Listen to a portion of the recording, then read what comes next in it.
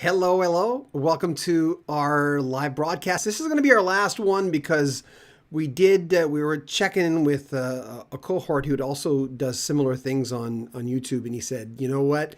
You got to put your Today in History at 6 a.m. your time. Have it ready for everyone who wakes up. So actually, this is going to be our last one where we do it live. But keep in mind, we are going to do a lot of live things on our channel anyway, and it's kind of what we do. We're going to come on live to do things like I have to check my phone because I have to check my messages from you guys. So this will be the last one in the foreseeable future that we do live. From now on, we're going to do when like the anniversary of Rumors by Fleetwood Mac comes out, we'll do a whole thing on just one album or celebrate a birthday or do something like that because there's so much work that goes into Today in History. It's insane. And before we start, I want to thank some of the sites that help us along. There's a lot of history sites that we go into, but mostly thisdayinmusic.com, the calendar pages for songfacts and onthisday.com. A lot of great information on there if you're ever looking for what's happening in Today in History. If it's your birthday today, hey, happy birthday. So much things happen on your birthday. It's been a busy week. Shannon was just saying she went through August 1st. She's been working on August 1st, and she says, I've never seen so much birthdays in my entire life. So I guess we've got that to look forward to. Are you ready to rock and roll? I think we're ready to do it. David Muse, born in 1949. David has been going through some health problems the last couple of years.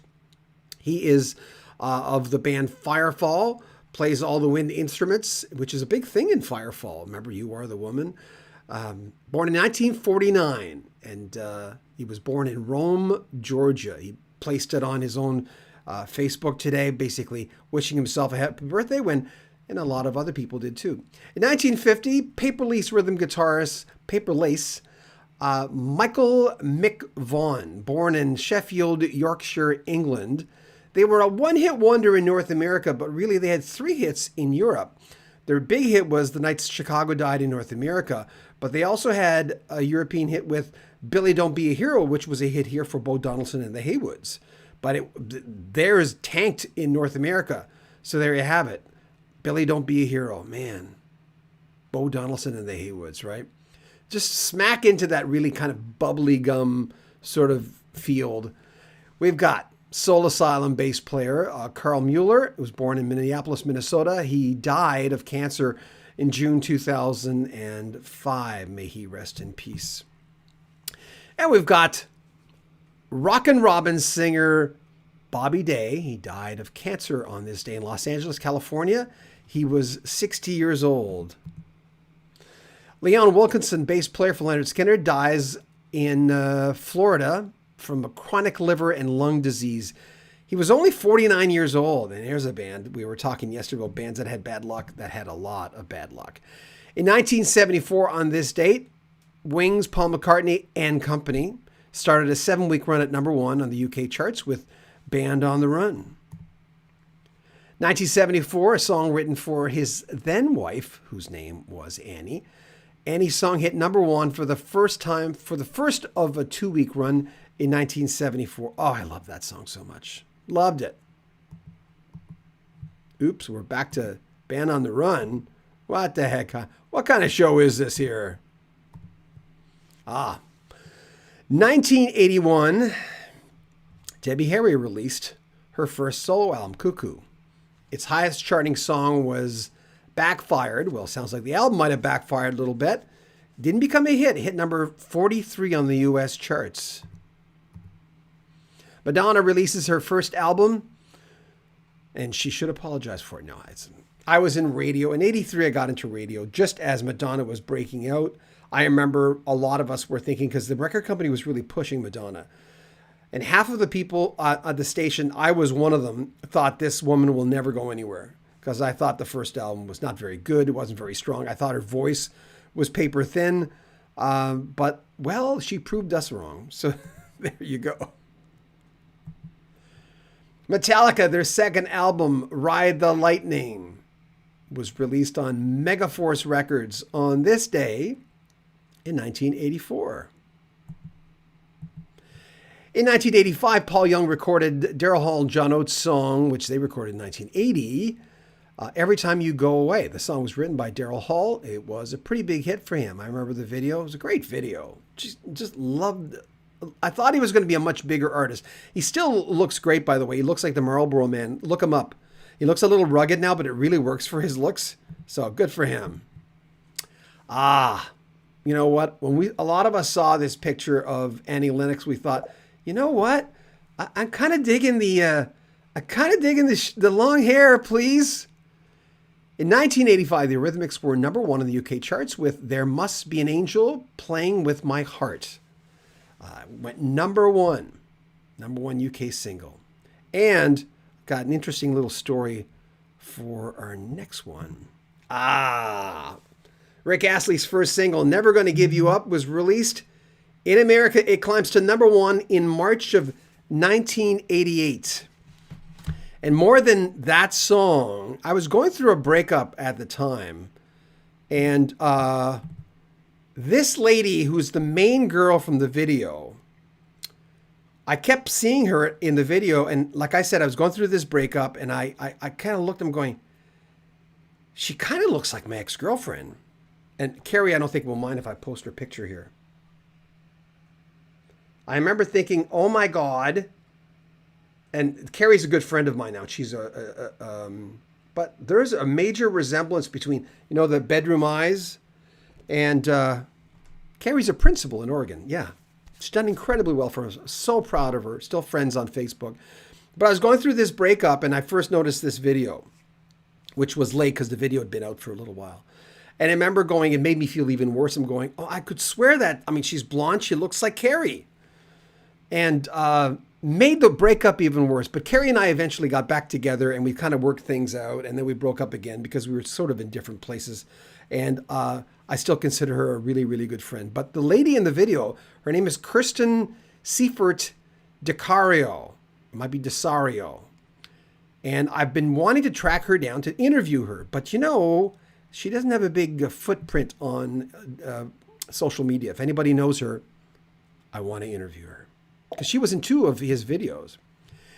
Jesus Jones went #2 in 1991 with Right Here, Right Now. Man, I love that song. 1996, Wanna Be hit #1 in the UK charts, making the Spice Girls the first all-female group to top the charts with their debut single. There you go. I wasn't a big fan of the Spice Girls, but I liked looking at them. I was young at the time. What do you want from me? In 2012, the Beatles returned to the top 40 charts thanks to an iTunes exclusive compilation. There it is. Tomorrow Never Knows. And we have a few events we want to share with you. 1970, a free concert in Chicago kind of went downhill when people started throwing rocks and bottles, and there was a riot. It influenced Sly and the Family Stone, who were performing so much that they named their next album, There's a Riot Going On. Springsteen, ex-manager Mike Appel. Springsteen sued him for fraud and mismanagement. The case eventually settled out of court, and this picture was taken many years after, so obviously they made good with each other. 1977, John Lennon is granted a green card for permanent residency in the U.S. Man, I think he at one point probably thought that would never happen. 1984, Prince stars in the film Purple Rain. Man, that film was like a phenomenon. It really was. It's amazing how it changed his career. But he tried to make more movies, and he shouldn't have, because the other movies weren't that good. In 2002, Mariah Carey, isn't she cute? I put all females on the banner this time around. She checked herself into a hospital. She said she was suffering from extreme exhaustion, which could mean a lot of things. She canceled her public appearances, and she was supposed to headline MTV's 20th birthday party, but that was a lot of fame for Mariah Carey really, really quickly. And in 2009, the police found out, and they told the Associated Press that Michael Jackson's personal doctor, who was Conrad Murray, of course, basically administered powerful anesthetic to him to help him sleep.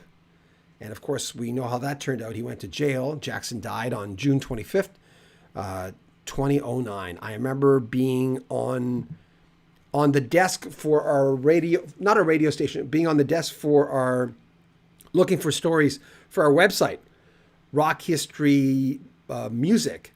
And while I was doing that, he died, and I put Michael Jackson died at 25, died at whatever age he was. I didn't put it down.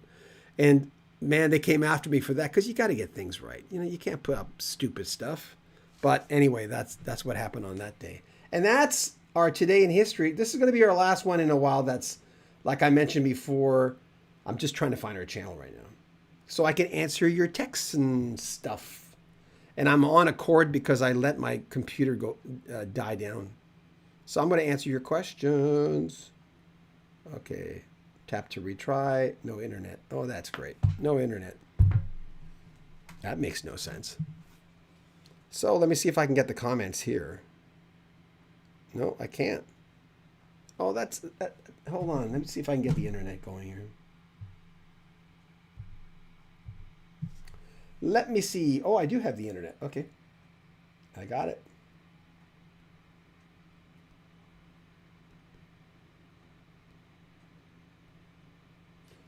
I just saw an email, someone saying, hey, good interview. Hey, Poor Dad Defense. Key emojify. What's that mean? You keep saying that. I'm not sure. You said that yesterday.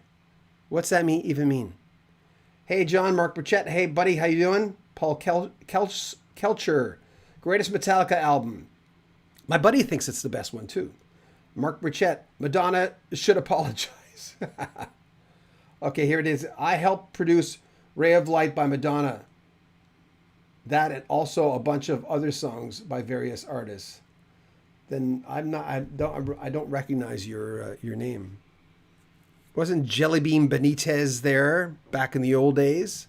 So anyway, thank you for coming on for the foreseeable future, our last live broadcast for Today in History. We have to get these on as early as possible so that whenever people wake up, Today in History will be there waiting. It should be in the morning, but lately we've gotten, not tonight, a lot of people jumping on and being there for us. If you want to donate to the channel, keep in mind there's a PayPal link at the very top of the description. You can also buy a t-shirt or join our Patreon because we have a lot of stuff going on there this week. It's John Beaudin, Today in History. Thanks for joining me. Take good care of yourself.